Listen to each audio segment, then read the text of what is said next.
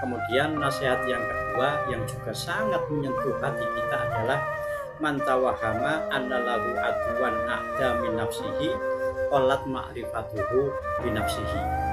Artinya, barang siapa mengira bahwa musuh yang paling berbahaya itu adalah orang lain, maka berarti ia belum benar-benar mengenal dirinya sendiri.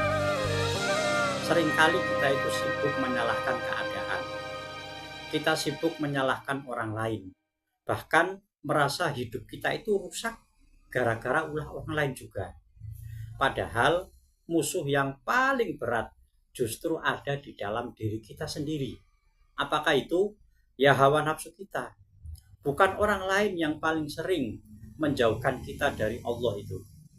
Tapi diri kita sendirilah yang malas untuk melaksanakan sholat. Diri kita sendirilah yang suka menunda taubat. Lidah kita sendirilah yang suka melukai hati orang lain. Mata kita sendirilah yang sulit kita jaga. Hati kita sendirilah yang masih cinta pujian manusia, masih senang dipuji oleh manusia. Ya setan memang suka menggoda kita, tapi yang membuka pintu seringkali ya diri kita sendiri. Karena itu para ulama mengatakan orang yang benar-benar mengenal dirinya akan lebih sibuk memperbaiki hati daripada mencari kesalahan orang lain. Itu perlu diingat-ingat. Ya kadang kita terlihat tenang di luar, akan tetapi di dalam hati ini ada sifat sombong, ada iri, ria, dendam, dan lain sebagainya. Dan itu jauh lebih berbahaya daripada musuh yang ada di depan mata kita.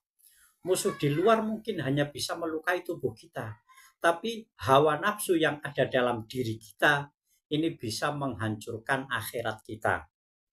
Maka hidup ini bukan tentang mengalahkan orang lain, tetapi tentang mengalahkan hawa nafsu yang ada pada diri kita. Menahan marah saat emosi datang, menahan lisan saat ingin menyakiti orang lain, memaksa kaki kita melangkah ke masjid saat kita malas. Ya itulah jihad yang sebenarnya.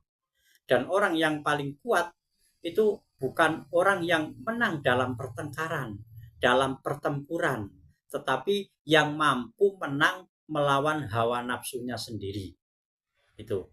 Semoga Allah menolong kita untuk mengenali kelemahan diri, lalu memperbaikinya sedikit demi sedikit sampai hati ini benar